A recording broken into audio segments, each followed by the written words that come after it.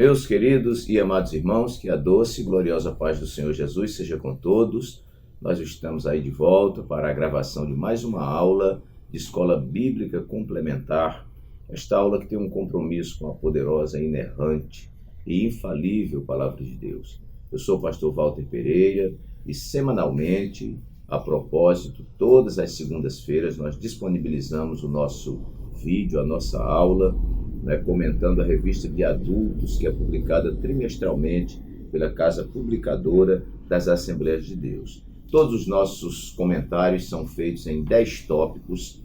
A minha finalidade, o meu propósito maior é que você, além desse conteúdo maravilhoso que a lição tem, você tenha um conteúdo de aplicação para a vida das pessoas. Então nós construímos aqui 10 tópicos, fica muito fácil de você comentar.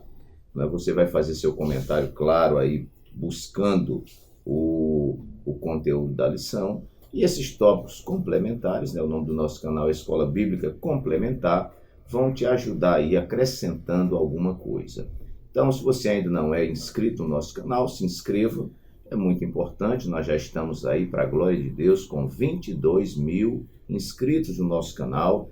Também deixe o seu like ou dislike, dependendo de como você avaliar a nossa aula, o nosso canal, e também compartilhe com outras pessoas, o nosso vídeo, a nossa aula, e também deixe seu comentário aí para quem nos acessa no YouTube. Aqui eu sempre lembro aos irmãos que muitos dos irmãos recebem o nosso vídeo aí pelo WhatsApp, nos muitos grupos que nós temos, mas não se esqueça de ir lá no canal no YouTube para você se inscrever direitinho, porque você não fica dependendo que eu remeta esse vídeo para você. Você já se inscreve e aí lá nas notificações você coloca todas. Se você não souber fazer isso aí, você pede aí ao seu filho, ao seu neto, e ele vai desenrolar isso aí para você. Muito bem, queridos irmãos, nós vamos estudar hoje a lição número 10 para 9 de março de 2025, uma lição que trata da matéria teológica amartiologia, Aqui o nosso comentarista, pastor Ezequias Soares, ele tem trabalhado tanto a cristologia como a martiologia, como a pneumatologia, A martiologia é a doutrina do pecado, é que nós vamos estudar hoje, A pneumatologia, ela trata da questão do estudo aí do Espírito Santo, E cristologia, claro, o estudo de Cristo, e aqui está mesclado também soteriologia, que é o estudo da salvação. E o autor da lição, o seu propósito ao longo desse trimestre é nos munir de armas, irmãos, de defesa, para que quando as heresias vierem, os heréticos vierem, nós possamos combater com a palavra de Deus, possamos explicar a razão da nossa fé. Por que somos pentecostais, Por que acreditamos no Pai, no Filho e no Espírito Santo? Por que acreditamos que o pecado, ele matou o homem, vamos dizer assim, e porque cremos que Jesus é poderoso para nos resgatar desta situação. Então, toda essa matéria nós vamos encontrar aqui na nossa lição. A lição de hoje, lição número 10 para 9 de março de 2025, vai tratar sobre o pecado corrompeu a natureza humana. O texto áureo vai dizer assim: porque todos pecaram e destituídos estão da glória de Deus. Palavras do apóstolo Paulo na sua carta aos Romanos, capítulo 3, versículo 23. A verdade prática nos diz: o pecado é um elemento real na vida de todas as pessoas desde o ventre materno. Nossa leitura bíblica em classe se encontra em Gênesis, capítulo 3, versículos 1, 6 e 7, e também na carta de Paulo aos Romanos, capítulo 5, versículos 12 a 14. O texto nos diz assim: ora, a serpente era mais astuta que todas as alimárias do campo que o Senhor Deus tinha feito. E esta disse à mulher: é assim que Deus disse, não comereis de toda a árvore do jardim. E vendo a mulher que aquela árvore era boa para se comer, e agradável aos olhos, e árvore desejável para dar entendimento, tomou do seu fruto, e comeu, e deu também a seu marido, e ele comeu com ela. Então foram abertos os olhos de ambos, e conheceram que estavam nus, e coseram folhas de figueira, e fizeram para si aventais. Agora Romanos 5, versículos 12 a 14. Pelo que, como por um homem entrou o pecado no mundo, e pelo pecado a morte, assim também a morte passou a todos os homens, por isso que todos pecaram. Porque até a lei estava o pecado no mundo, mas o pecado não é imputado, não havendo lei. No entanto, a morte reinou desde Adão até Moisés, até sobre aqueles que não pecaram, à semelhança da transgressão de Adão, o qual é a figura daquele que havia de vir. Se você verificar nossa lição, irmãos, ela consta aqui de uma introdução. A introdução ela vai dar uma visão geral, parcial, do que vai ser comentado ao longo dos tópicos, né? Aí nós temos o primeiro tópico, que é a doutrina bíblica do pecado e sua extensão. Essa doutrina ela é bíblica, né? E aqui vai mostrar a extensão, né, desse pecado. O tópico número 2 vai tratar sobre a heresia que nega o advento do pecado, né, que nós temos aí o pelagianismo. E também nós vamos para o nosso terceiro tópico, que vai tratar sobre o perigo dessa heresia para a vida do crente e da igreja. Então nós vamos ver pensamentos pelagianistas em nossos dias, né, o perigo disso aí, e por fim aqui a conclusão. Bom, eu elaborei aqui, irmãos, com muito carinho, né, muita singeleza, né? Eu sempre digo que meu comentário é um comentário simples, né? Eu procuro aplicar diretamente logo à vida das pessoas, porque nós precisamos perguntar o que todo esse assunto tem a ver conosco hoje, né? Então, o primeiro ponto, e que é muito importante nós sabermos, é que o pecado afastou o homem do propósito original de Deus. Os irmãos vejam, quando você abre o livro do Gênesis, que é o livro da criação, o livro dos começos, os irmãos vão ver que o capítulo 1 mostra Deus criando todas as coisas. Veja que Deus cria, irmãos, toda a plataforma necessária para inserir o homem. Não é? Deus não vai criar, vamos dizer, com respeito aos animais, Deus não vai criar o animal sem antes ter o pasto para o animal comer. Né? Deus não vai criar primeiro os peixes para depois criar água. Nós vemos que a criação de Deus, ela é também, como a sua revelação, ela é progressiva e atendendo muito bem, não é, aqueles que ele vai criar. Então, quando Deus cria um homem, nós vamos ver aqui, já no versículo 26, né, o homem é considerado a coroa da criação. Aí o Senhor diz, façamos o homem a nossa imagem, conforme a nossa semelhança, e que este homem domine sobre os peixes do mar, sobre as aves dos céus, sobre o gado, e sobre toda a terra, e sobre todo réptil que se move sobre a terra.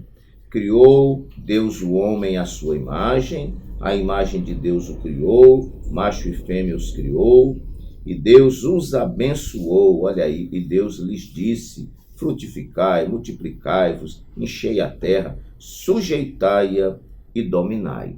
Então os irmãos vejam, Deus cria um jardim perfeito, com tudo que o homem precisava. E, por fim, cria então o homem, a sua imagem e semelhança, a coroa da criação. Né? E, colocando este homem no jardim, Deus lhe dá uma ordem. Né? Olha, você pode comer de todas as árvores do jardim, você pode usufruir do jardim. Agora, daquela árvore, que é a árvore da ciência, né, do conhecimento, do bem e do mal, você não pode comer. E foi justamente no que era proibido que o homem comeu. É por isso que até hoje, eu acho que essa síndrome, ela persegue o homem, né? O homem gosta daquilo que é proibido, né? A curiosidade e etc. Então, meus amados irmãos, Deus cria o homem com um propósito. Neste homem iria ser para a glória do seu nome, esse homem seria a coroa da criação, esse homem iria dar nomes, né, aos animais, esse homem ia dominar aqui o planeta, né? O planeta estaria sob o comando do homem, o homem ia crescer, multiplicar, ter aí sua família, e tudo mais. Não é mais, irmãos, como o homem cai, não é, nesta tentação, que já é muito conhecida, não vou ler mais aqui, não é? O homem caiu e foi expulso do jardim. Né? Sendo expulso do jardim, altera todo o plano original. Então, o pecado afastou o homem deste plano original. É a primeira coisa que nós vamos deixar aqui registrado para os irmãos. O segundo ponto sobre o pecado é que o pecado destituiu o homem da glória de Deus. Nós vemos aqui no nosso texto áureo palavras do apóstolo Paulo, e eu quero ler aqui na carta aos Romanos, porque aqui só tem um versículo, né? Vamos ver aqui Romanos capítulo 3, você pode aí abrir a sua Bíblia, e nós vamos ver a instrução de Paulo aos Romanos concernente a essa questão do pecado. Vamos lá, essa Bíblia aqui é uma Bíblia novinha, e às vezes eu demoro um pouquinho para ir localizando aqui os textos, mas tudo bem. 3:23.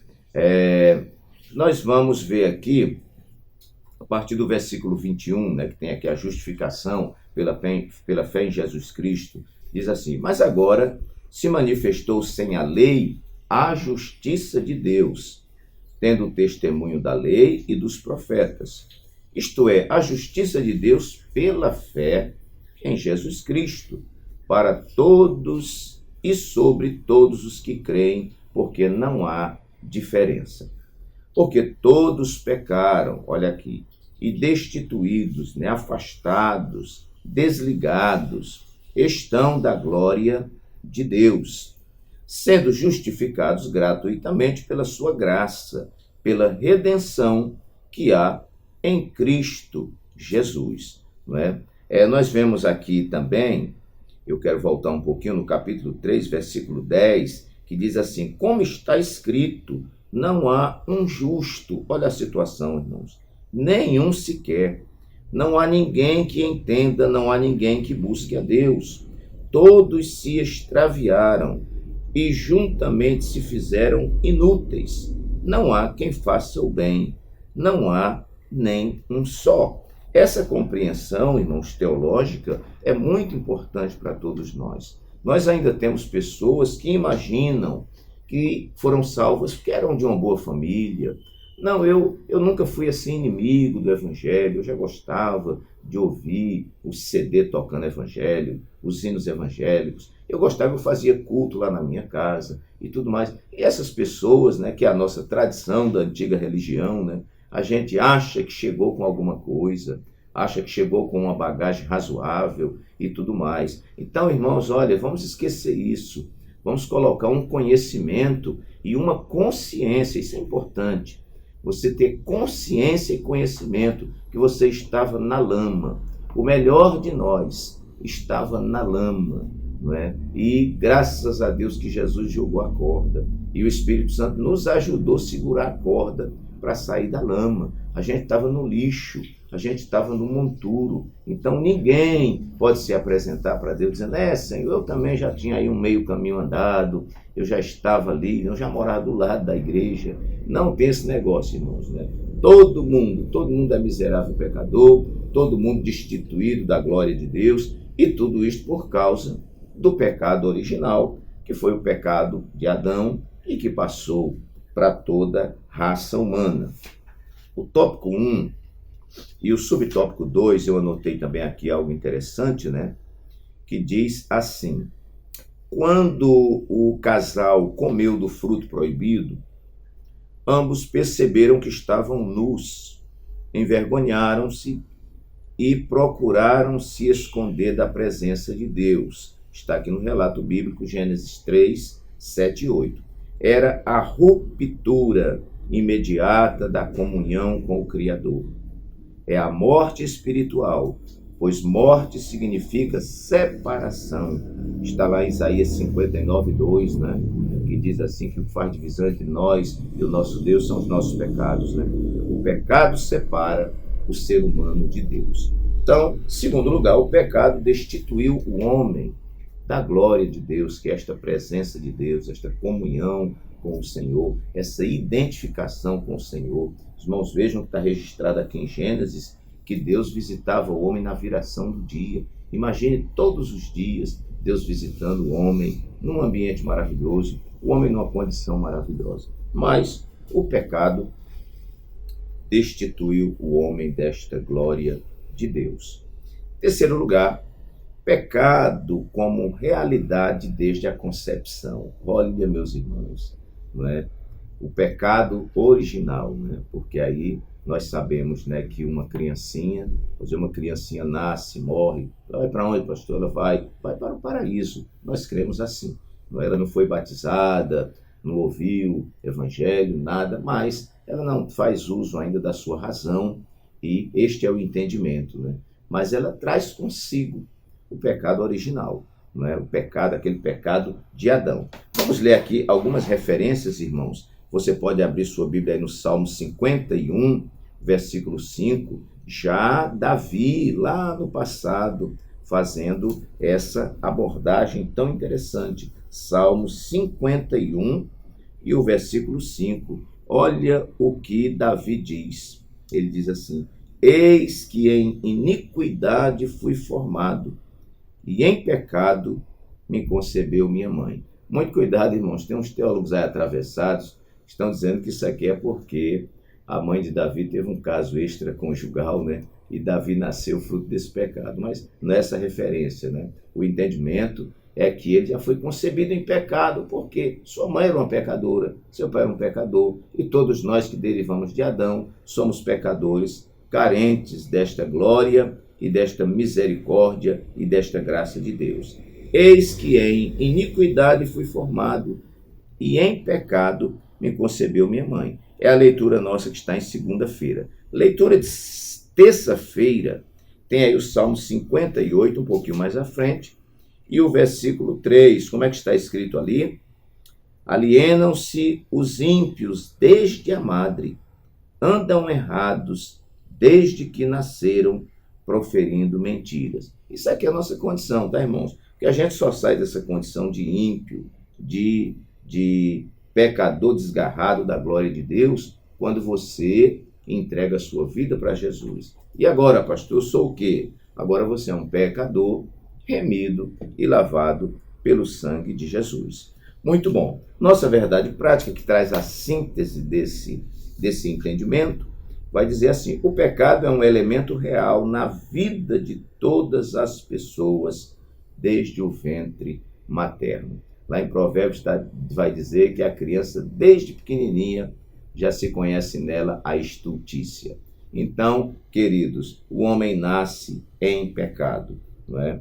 Pecado original, esse pecado derivativo de Adão.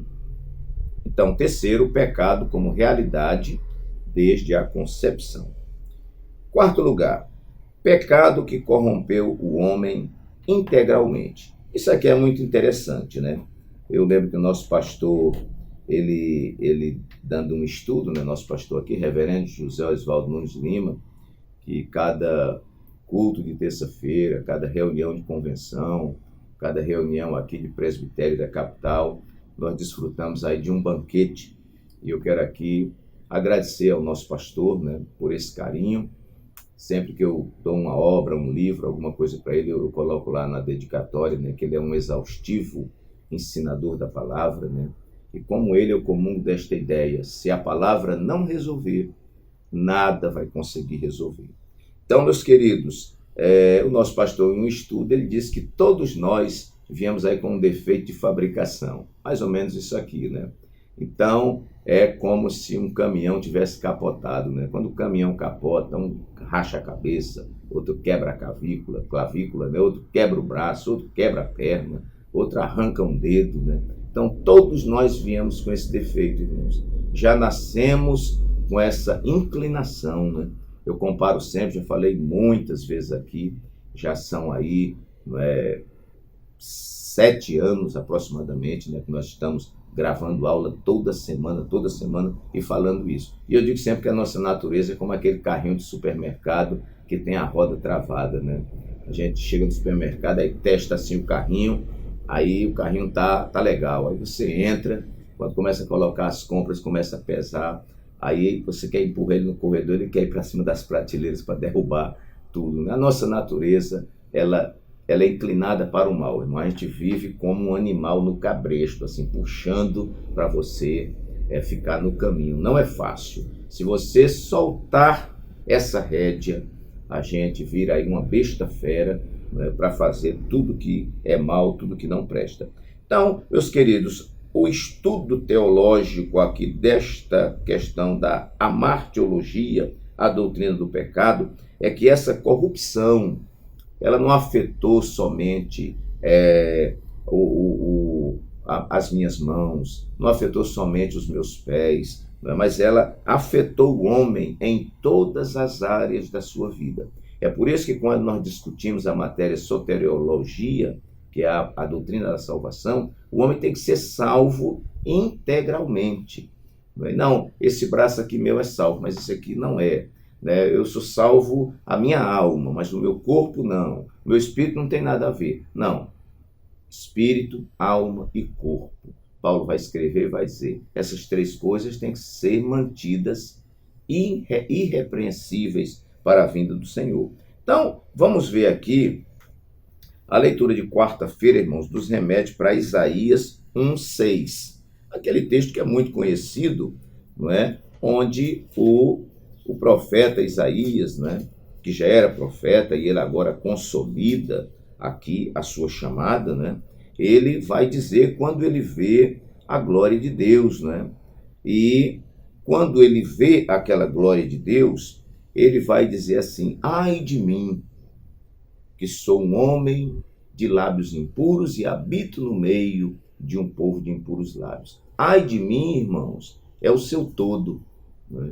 O seu todo. E aqui o versículo 6, que é a referência que a lição nos dá, diz assim que um dos serafins voou para mim, para o profeta Isaías, trazendo na mão uma brasa viva que tirara do altar com uma tenaz. Com ela tocou a minha boca e disse, eis que isto tocou os teus lábios, a tua iniquidade foi tirada e purificado o teu pecado. Muito bem, nós vamos ver aqui também tópico 1 e subtópico 4, onde o nosso comentarista ele traz uma explicação assim, mais satisfatória. Vai dizer assim, olha só, o pecado se estende a todas as pessoas e corrompeu na sua totalidade. Né? O pecado se estende a todas as pessoas e corrompeu na sua totalidade, corpo, alma e espírito. Para ganhar tempo eu não vou ler, mas você tem aí Romanos 2:9, Romanos 8:10, 2 aos Coríntios 7:1. Então, que áreas foi afetada? Intelecto, vontade, consciência, razão. Tudo isso diz respeito à extensão dos pés à cabeça. Então está explicado, né, irmãos? Esta corrupção não corrompeu apenas uma parte do homem, mas corrompeu o homem integralmente. Pastor, eu sou ruim que todo, né? Eu preciso de salvação em que área da minha vida? Todo. É por isso que a teologia da missão integral, não é? Uma teologia, né, que alguns pontos a gente não concorda, mas existem algumas coisas que, né, e onde há verdade, a gente tem que absorver essa verdade. Então, a teologia da missão integral, e nós estudamos uma lição também falando sobre essa missão integral, né? Diz assim que o evangelho deve ser fornecido todo, não é uma parte do evangelho. O evangelho todo para o homem como um todo. Então, o evangelho não é apenas para a alma, não é apenas para o espírito, não é apenas para o coração. Ah, Deus só quer o meu coração. Não, essa teologia, ela deve atingir, esta salvação deve atingir o homem no seu todo. É o que nós chamamos de regeneração. E nós falamos aqui numa aula passada que a regeneração, ela é uma ação do Espírito Santo, uma ação transformadora, radical na vida do homem em todas as áreas e aspectos da sua vida. Então, quando você é convertido, você abandona tudo que ficou lá para trás. Muito bem. Então, ficou bem explicado. O pecado que corrompeu o homem integralmente. O ponto número 5 também fala dessa questão de extensão, né? O pecado que afetou a todos. Afetou, né, os brasileiros, afetou os africanos, afetou os americanos, afetou os asiáticos, afetou os índios, afetou a todos, né? Então, nós vamos ver aqui, na nossa leitura bíblica em classe, Romanos 5,12, vai dizer assim: pelo que, como por um homem, Adão, entrou o pecado no mundo, e pelo pecado a morte, que é morte física, e morte espiritual, que é a separação de Deus. Assim também a morte passou a todos os homens, por isso que todos pecaram. Adão era o representante da raça humana, e o seu pecado foi transferido para nós. Todos nós temos um pedacinho de Adão em nós. Então, assim também a morte passou a todos os homens, por isso que todos pecaram. É uma primeira referência aí. O tópico 1 e subtópico 3, vamos ver aqui, nos diz assim: a Bíblia não mostra como essa transmissão do pecado de Adão passou a todos os humanos, mas afirma sua realidade. Como é que a Bíblia diz? Pelo que, como por um homem entrou o pecado no mundo, e pelo pecado a morte, assim também a morte passou a todos os homens, por isso que todos pecaram. Essa é a revelação mais contundente sobre como a transgressão passou a toda a humanidade. Esse pensamento é reiterado mais adiante, né? Nós vamos ver versículo 19 e 1 Coríntios 15, 49, que eu não vou ler, mas aqui nós aprendemos, meus queridos, que esse pecado, ele afetou a todos. Não teve uma parte que foi afetada, outra parte que não foi afetada. Prosseguindo aqui, meus irmãos, nós temos também uma referência aqui em Eclesiastes 7 e 20, que diz assim: olha, na verdade não há homem justo sobre a terra, que faça bem e nunca peque. Quem escreve isso é Salomão, claro, né?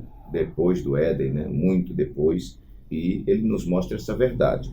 E aqui também nós vemos, e eu vou ler essa referência, que eu acho ela muito importante, nós já lemos aqui para os irmãos, que é essa referência de Romanos capítulo 3. Guarde isso, e eu recomendo que você marque na sua Bíblia, porque tem irmãos que têm dificuldade de conviver com isso, né? Então, como está escrito aqui, vamos ver a partir do versículo 9. Pois que somos nós mais excelentes, Paulo está se referindo aqui aos judeus, de maneira nenhuma, pois já dantes demonstramos que tanto judeus como gregos, todos estão debaixo do pecado. Todos estão debaixo do pecado. Como está escrito, não há um justo, nenhum sequer. Não há ninguém que entenda, não há ninguém que busque a Deus. Todos se extraviaram e juntamente se fizeram inúteis. Não há quem faça o bem, não há nem um só. Então aqui, irmãos, encerra todos debaixo do pecado. O pecado, ele afetou não somente Adão, mas afetaria todos os seus descendentes, né? E aí, por fim, todos nós ficaríamos dependendo desta manifestação do nosso Redentor. Bom, sexto ponto eu coloquei aqui: pecado atrativo, porém destrutivo. Pecado atrativo, porém destrutivo. Nossos pais na fé diziam que o diabo, quando vem, ele não vem com chifre, com tridente, não é? Ele vem de sapatinho de lã. Ele vem oferecendo algo colorido, algo perfumado, algo atraente, algo doce, não é algo amargo, né? Pecado atrativo, porém destrutivo, né?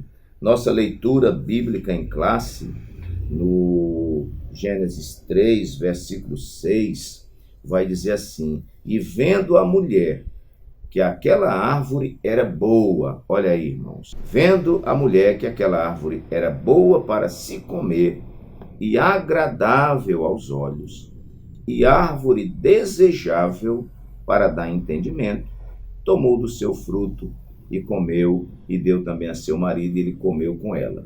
Não é? Existe uma uma ilustração aí, acredito que da Idade Média, lá para trás, né, que diz que esse fruto era uma maçã.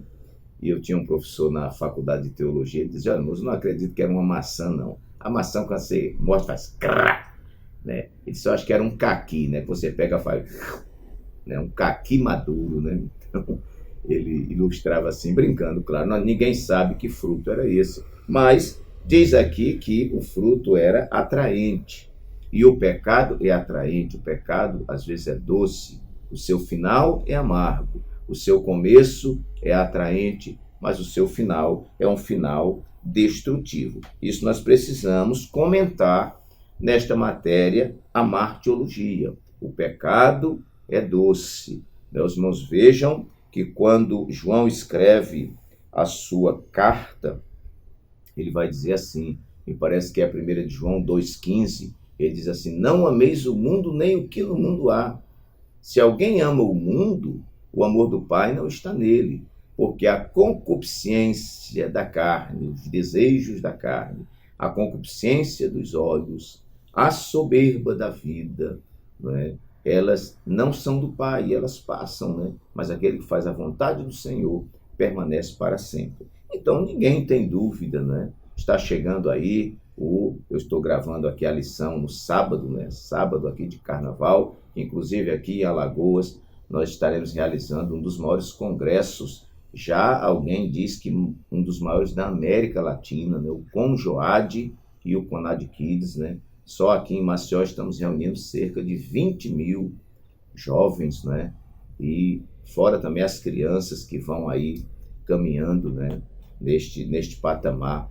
Então, meus queridos, graças a Deus, e nos distanciando, né? Quantas pessoas dizem que encontram no carnaval o deleite, a atratividade. Hoje nós vamos dar expansão à nossa carne, né? E depois nós vamos ouvir as reportagens da quantidade de mortos e etc. que aconteceu. Então, lê do engano aquilo que parece um grande prazer, muitas vezes a quarta-feira é de cinza mesmo, né?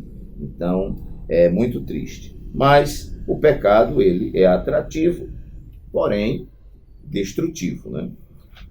7º lugar, eu coloquei aqui, pecado destacado pela lei.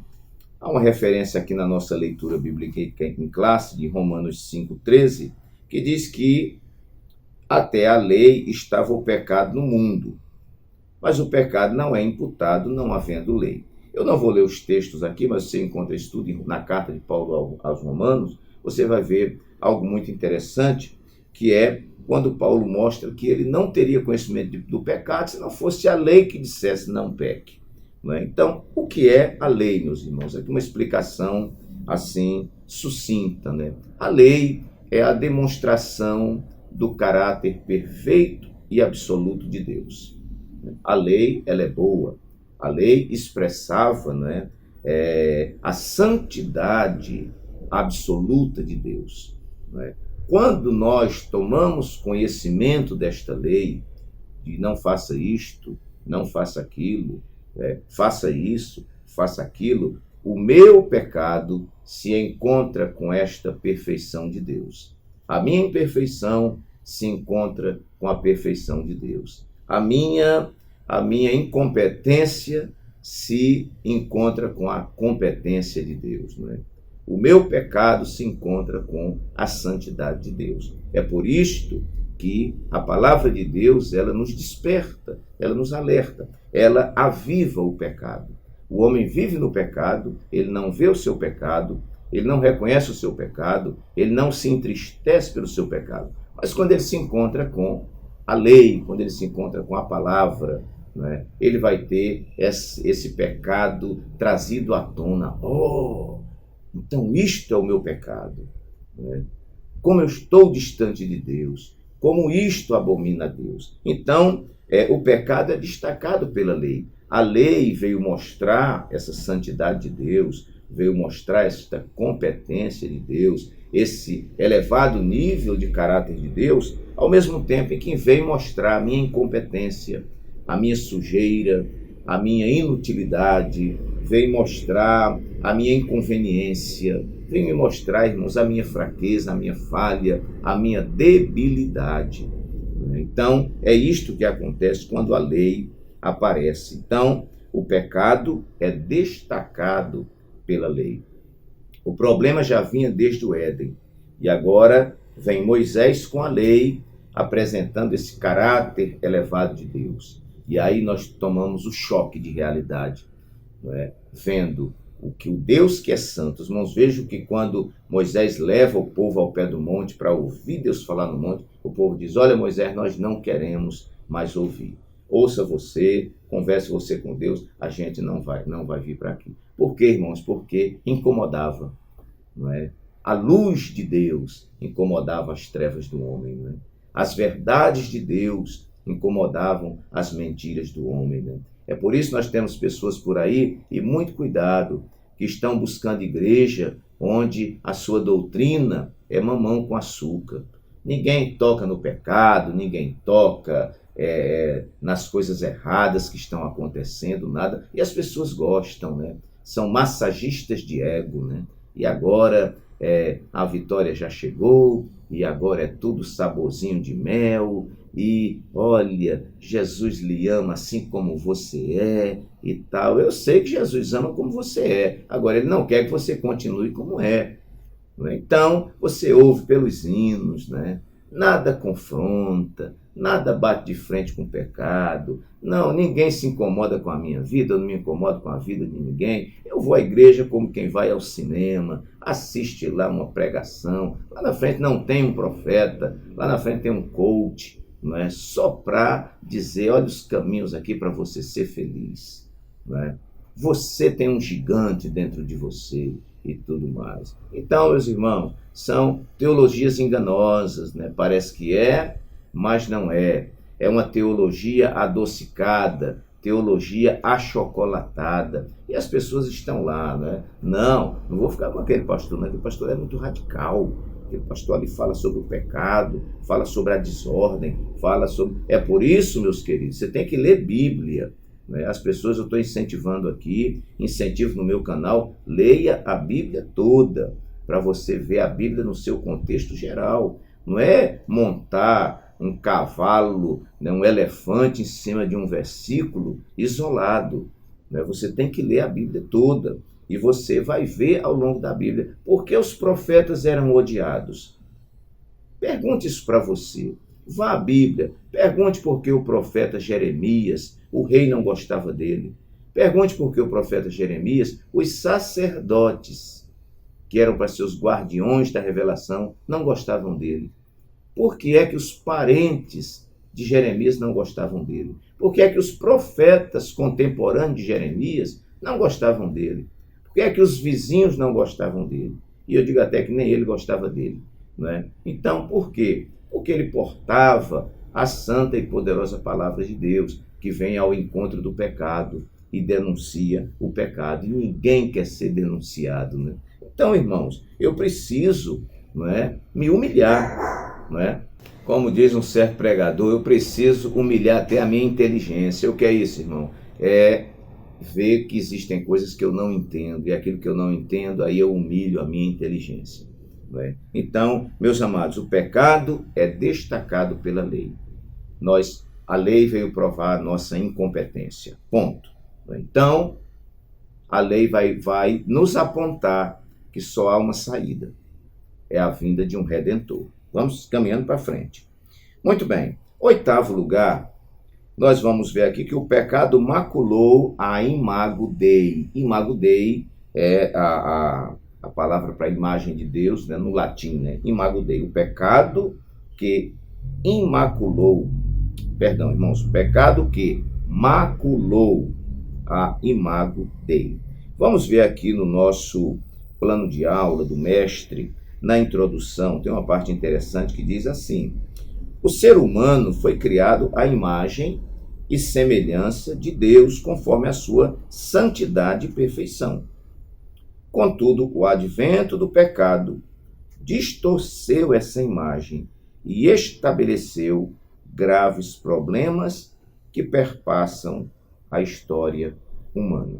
Então, queridos, nós precisamos entender: essa imagem de Deus não foi retirada. Eu vou ler primeiro aqui, antes do meu comentário, o tópico 1 e o subtópico 4, que vai dizer assim: o ser humano está incapacitado de conhecer a Deus por seus próprios esforços. Mas a imagem de Deus no ser humano caído não foi erradicada, não foi arrancada. Está desfigurada, mas não aniquilada. Então vamos colocar aqui: essa imagem ficou nublada, essa imagem ficou desfigurada, não é? Essa imagem ela ficou distorcida. E eu vou usar aqui a expressão de um teólogo que eu não me lembro agora qual deles, que diz que a imagem foi invertida. Aí no livro tem como se fosse um triângulo assim, não é? E de repente ele coloca o triângulo assim. Então, o que eu achei fenomenal aquela demonstração. Claro que a gente entende que essa imagem ficou aí corrompida, vamos colocar assim. Não foi arrancada, ela foi corrompida. Então, eu gostei muito dessa questão da invertida, porque parece que o ser humano, o ser humano no pecado, ele age totalmente de forma invertida às coisas de Deus. É por isso que o verdadeiro cristão, aquele que pauta sua vida pela palavra, primeira coisa, ele entra na contramão do mundo. E porque ele entra na contramão do mundo, o mundo não gosta dele, o mundo reprova, o mundo o despreza, assim como desprezou Jesus. Quando Jesus vem em seu tempo, com a palavra, ele é a palavra, né? O verbo encarnado, né? Quando os homens olham para Jesus, olham para o que ele faz e o que ele ensina, o que é que promove neles? Raiva, né? Veja, quando Estevão está expondo a palavra de Deus, diz que os religiosos rangiam os dentes. Irmãos, isso é muita raiva, porque o que Estevão está expondo, o que os apóstolos expuseram, o que Jesus expôs, irmãos, vai de encontro aos interesses, vai de encontro à vaidade, vai de encontro às pretensões dos homens. E ninguém quer ser, irmãos, confrontado. Essa é a grande verdade. Ninguém quer ser confrontado. Existem mensagens que a gente prega, falando a verdade de Deus, que tem irmãos que não tem coragem de dizer nem amém. É preciso você dizer assim, amém, irmãos? Aí os irmãos dizem amém, porque ele sente que ele está debaixo da lapada. E está debaixo da lapada porque o seu pecado, quando é confrontado com a palavra, né? Eu acredito que os cultos de Jesus não tinha negócio de muito aleluia nem glória a Deus, não. Eu acho que a turma ficava pianinha ouvindo. Jesus diz, olha, quem não comer a minha carne e o meu sangue não é digno de mim. Aí eu vou ter que comer a carne e o sangue de Jesus. Aí começou a sair um por um. Não é? Jesus pregou uma certa feita e eles foram levando Jesus para um penhasco para empurrar ele lá de cima. A gente tem que ler a Bíblia para ver essas coisas, irmãos. Então, Jesus não pregava para massagear ego. Jesus não pregava para o pessoal ficar delirando, não. Jesus pregava para confrontar. Né? Glória a Deus. Não obstante, eu não quero negar aqui que as palavras de Jesus não trouxessem também esperança. Né? Mas ouça, leia os discursos de Jesus. Né? Muitos dos discursos de Jesus, Jesus chamava o seu público de hipócritas. Né? Raça de víbora, como disse João Batista, né? Raça de cobra, quem foi que vos ensinou a fugir da ira futura? Né? Só que esses pregadores não têm muita agenda não, tá, irmãos? Esses pregadores eles são escanteados, porque às vezes o que as pessoas estão interessadas é em palhaços que venham divertir o seu povo, né? Mas o profeta não vem para divertir ninguém. O profeta vem para dizer, ou assim diz o Senhor. E se a palavra é de correção, engula a palavra de correção. Se a palavra é de exortação, engula a exortação. Se a palavra é de esperança, dê glória a Deus e aleluia pela esperança. E vamos começar a nos educar a dar glória a Deus quando o cipó também estiver batendo no lombo, porque a Bíblia diz que Deus corrige e repreende aquele que ele ama e toma por filho. Quando você estiver em um culto e a palavra estiver lhe perturbando, né? Porque a palavra vem para incomodar, né, aqueles que estão acomodados. Né? Ela vem para incomodar. Você abaixa a cabeça e diga, glória a Deus, o Senhor se importa comigo.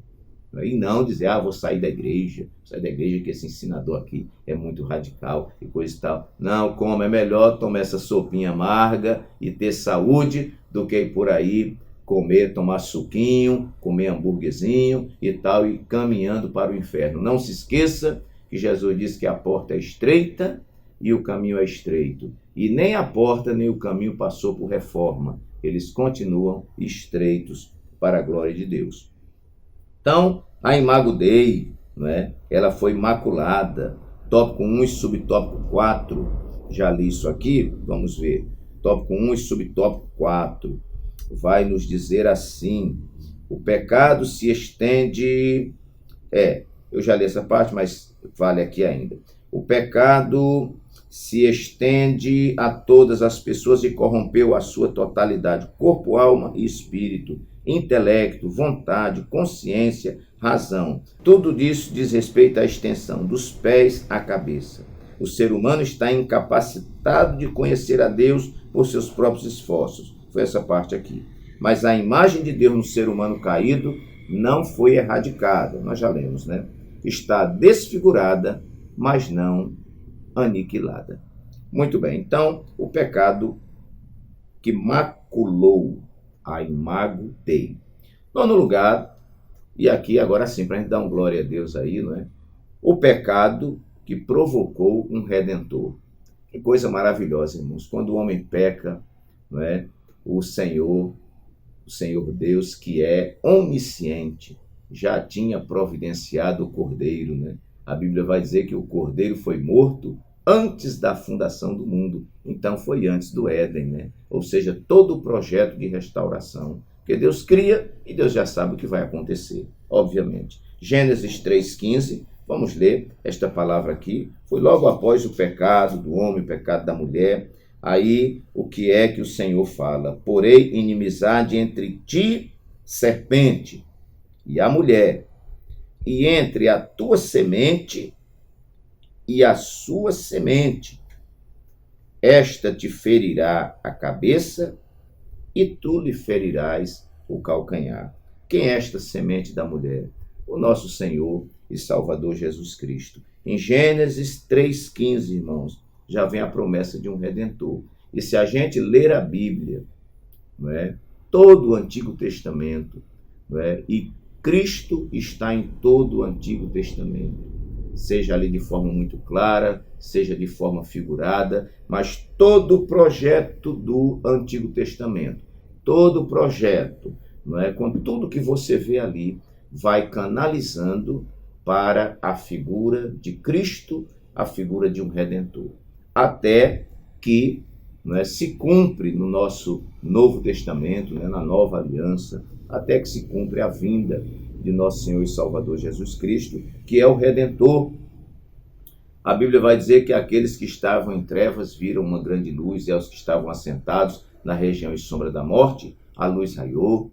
Não é? Assim como Moisés levantou a serpente no deserto, disse Jesus, também ele seria levantado, né, para que todo aquele que nele crê, todo aquele que olhasse para ele, não ficasse confundido, fosse salvo e etc. Então, o pecado provocou um Redentor. Glória a Deus por isso. Ainda bem que Deus não nos abandonou à própria sorte.